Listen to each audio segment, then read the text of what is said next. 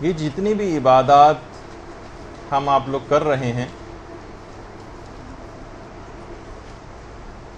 خاص طور پر امام زمانہ علیہ الصلاۃ والسلام کی غیبت میں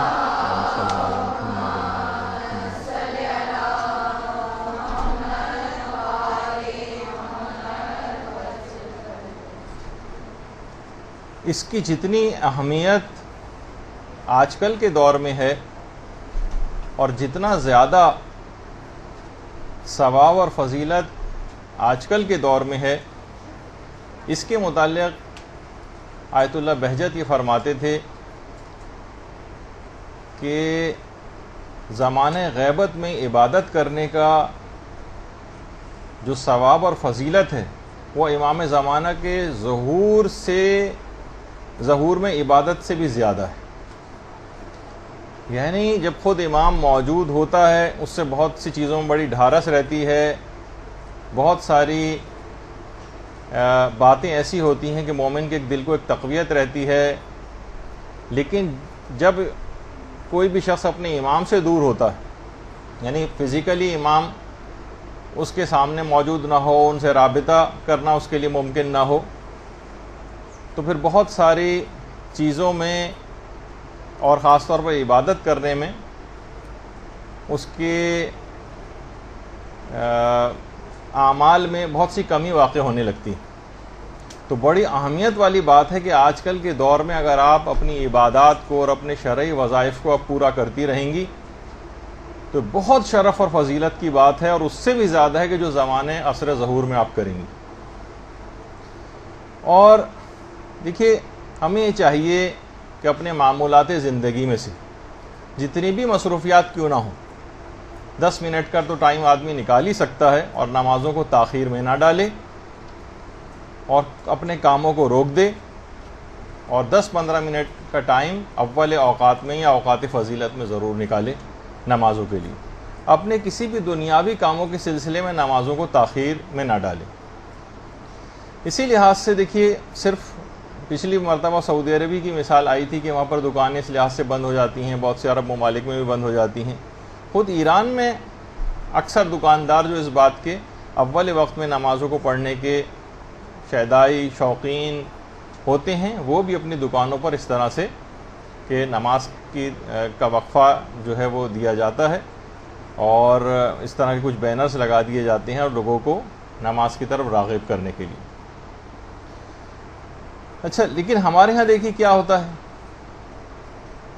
بس یا ٹرین میں انسان کوئی سفر کر رہا ہو اور نمازوں کا وقت نکلا جا رہا ہو تو کوئی بھی شخص اس بس کو رکوانے پر اصرار نہیں کرتا۔ ہم میں اتنی بھی ہمت نہیں ہوتی کہ ہم اس بس کو رکوا لیں نماز کے لیے۔ ہاں، البتہ اگر کسی کا 50-100 روپے اگر گر جائیں اور کوئی چلتا ہوا جا رہا ہو تو ہم فوراً اسے متوجہ کرتے ہیں، ارے دیکھیے آپ کے پیسے گر گئے، چیخ کر اس کو بتاتی۔ لیکن کسی کی کوئی نماز قضا ہو رہی ہو، نمازوں کا وقت نکلا جا رہا ہو، کسی کو کوئی پرواہ نہیں۔ اس کے معنی یہ ہیں کہ اس کی 50-100 روپے کے برابر بھی اہمیت کا احساس لوگوں کے دل و دماغ میں نہیں۔ اصل بات یہ ہے کہ جو نیک اور نمازی افراد ہیں وہ اپنا کام صحیح نہیں کر رہے ہیں۔ دیکھیے، کہا جاتا ہے نا کہ صرف چند سگریٹ پینے والے پورے ماحول کو دھوئیں سے آشنا کر دیتے ہیں، اور چند صرف اوباش اور غنڈے نما پورے محلے کی فضا کو مقدر کر کے رکھ دیتے ہیں اور امن و امان کو تباہ کر دیتے ہیں۔ لیکن جو نیکوکار افراد ہیں، وہ جو نمازی ہیں، وہ جو پرہیزگار ہیں، یہ اپنے ارد گرد کے ماحول کو خدا سے آشنا نہیں کرتے۔ یہ اس کے لیے صرف اپنی عبادت میں لگے رہتے ہیں خالی، یہ دوسرے افراد کو اس کی ترغیب نہیں دیتے، اس کی طرف بلاتے نہیں ہیں، اس کے کوئی ایسے اقدامات نہیں کرتے ہیں۔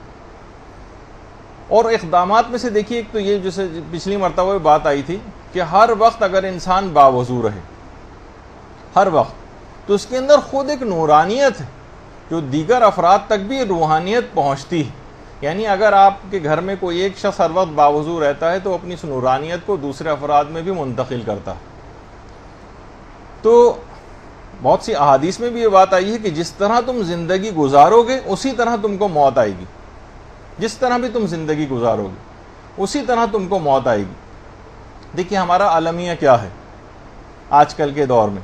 آج کا مسلمان تعلیم جو ہے وہ انگلینڈ میں حاصل کرنا چاہتا ہے, ملازمت امریکہ میں کرنا چاہتا ہے, اور رہنا جو ہے وہ کینیڈا میں چاہتا ہے, بات انگریزی میں کرنا چاہتا ہے, کھانے چائنیز کھانا چاہتا ہے, اٹیلین پیزا اور رشین سیلیڈ کھانا چاہتا ہے, مصنوعات جتنی ہیں وہ مثلا چائنا کی استعمال کرنا چاہتا ہے, چھٹیاں جو ہیں وہ یورپ میں گزارنا چاہتا ہے, فلمیں جو ہے کون کون سے ہالی اور بالی ووڈ جو ہیں گانے ان کے سننا چاہتا ہے. لیکن کیا ہے, زندگی کا اختتام وہ کربلا میں چاہتا ہے, اور تدفین جو ہے وہ چاہتا ہے کہ میری جنت البقیع میں ہو, اور موت کے بعد جو ہے وہ میں جنت میں چلا جاؤں. یعنی جینا کافروں کا سا چاہتا ہے, فاسقوں کا سا چاہتا ہے, فاجروں کا سا چاہتا ہے, لیکن مرنا اور انجام جو ہے وہ مقام حاصل کرنا چاہتا ہے متقین اور صالحین کا. دنیا میں زندگی اسلام مخالفوں کی طرح سے گزارنا چاہتا ہے, بے نمازی بن کر, جس طریقے سے جو اور احکامات شریعت سے لاپرواہ افراد ہیں ان کی طرح سے زندگی گزارنا چاہتا ہے, اور موت اہل ایمان کی طرح سے چاہتا ہے. یہ ممکن نہیں ہے. جیسی زندگی اس نے گزاری ہے ویسی ہی اس کو موت آئے گی. یہ جو حدیث ہے نا آپ کے سامنے, جیسی تم زندگی گزارو گے ویسی تم کو موت آئے گی, اور جس انداز میں تم کو موت آئے گی اسی انداز میں تمہارا حشر ہوگا, اسی انداز میں تم قیامت میں اسی طرح سے اٹھائے جاؤ گے. تو دیکھیے اگر ہم زندگی گزاریں گے باوضو ہو کر, ہر وقت کوشش کریں کہ باوضو رہا جائے, تو ہمیں نمازوں کی معراج ملے گی. اور جو کوئی شخص بھی ہر وقت باوضو رہنے کی کوشش کرتا ہے تو وہ خود بخود نماز کے لیے اس کے اندر ایک آمادگی پائی جاتی ہے. ایک فائدہ یہ ہوگا جو ہماری نماز سے مربوط ہے, اور خدا اگر اس دوران وہ مر گیا تو خدا اس کو شہید کی موت بھی نصیب کرتا, شہادت ملتی ہے جو کہ وضو کی حالت میں اس دنیا سے جاتا ہے. اچھا دیکھیے بہت سارے ہمارے, جیسے میں نے ابھی کہا نا کہ ہم جو ہیں جو نمازی ہیں, پرہیزگار ہیں, باوضو رہنے والے افراد ہیں, یہ دوسروں کو ترغیب نہیں دلاتے, جس کی وجہ سے لوگوں میں نیکیاں پھیل نہیں رہی. برائی کرنے والے برائیوں کو بہت زیادہ پھیلاتے ہیں. دنوں رات آپ ٹی وی پہ دیکھ لیں کون سی برائی کس کس نت نئے اینگل سے کرنے والے کتنی محنتیں کر رہے ہیں اور کتنا پیسہ خرچ کر رہے ہیں. نیکوکار حضرات نہ تو تبلیغ کر رہے ہیں, نہ کوئی پیسہ خرچ کرتے ہیں دین کے لیے. تو پھر نتیجہ یہی ہوگا کہ جو بھی آدمی اس میں کام کرے گا وہی کامیابی بھی حاصل کرے گا. کامیابی تو کام سے ہوتی ہے, نہ کہ حسن کلام سے.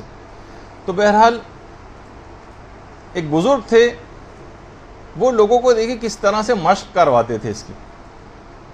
مہمانوں کے لیے دسترخوان لگ جاتا تھا, اور اس کے بعد مخاطب کر کے کہتے تھے جب مہمان دسترخوان پہ بیٹھ جاتے تھے کہ میری بات کو دل کے کانوں سے سنو. یہ کھانا جو تمہارے سامنے رکھا گیا ہے لا کر, جب اس کی فصل کاشت ہو رہی تھی تو وہ بھی کاشت کی گئی تھی وضو کے ساتھ. میں نے اس فصل کو پانی دیا تھا وضو کے ساتھ, اس فصل کو کاٹا تھا میں نے وضو کے ساتھ, گندم کو بھوسے سے الگ کیا تھا وضو کے ساتھ, گندم کو پیسا گیا تھا وضو کے ساتھ, آٹا گوندا گیا تھا وضو کے ساتھ, روٹی پکائی گئی تو وضو کے ساتھ, اور روٹی کو دسترخوان پر لایا بھی گیا تو وضو کے ساتھ. اب کیا ہی اچھا ہو کہ آپ بھی وضو کر کے اس کو تناول فرما لیں.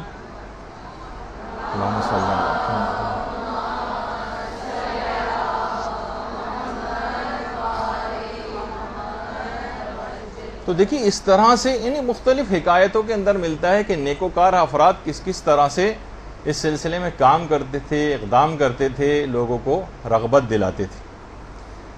دیکھیے علماء ایک بات بہت اچھی کہتے ہیں, دیکھیے کتا جو ہے وہ ہڈی دینے والے سے حق شناسی کا بہت اظہار کرتا ہے, اس کو دیکھ کر دم ہلاتا ہے. اس کے گھر کوئی اگر اجنبی یا کوئی چور آ جائے تو اس اپنے مالک سے نمک حلالی کرتا ہے, اس پر حملہ کر دیتا ہے اس چور کے اوپر.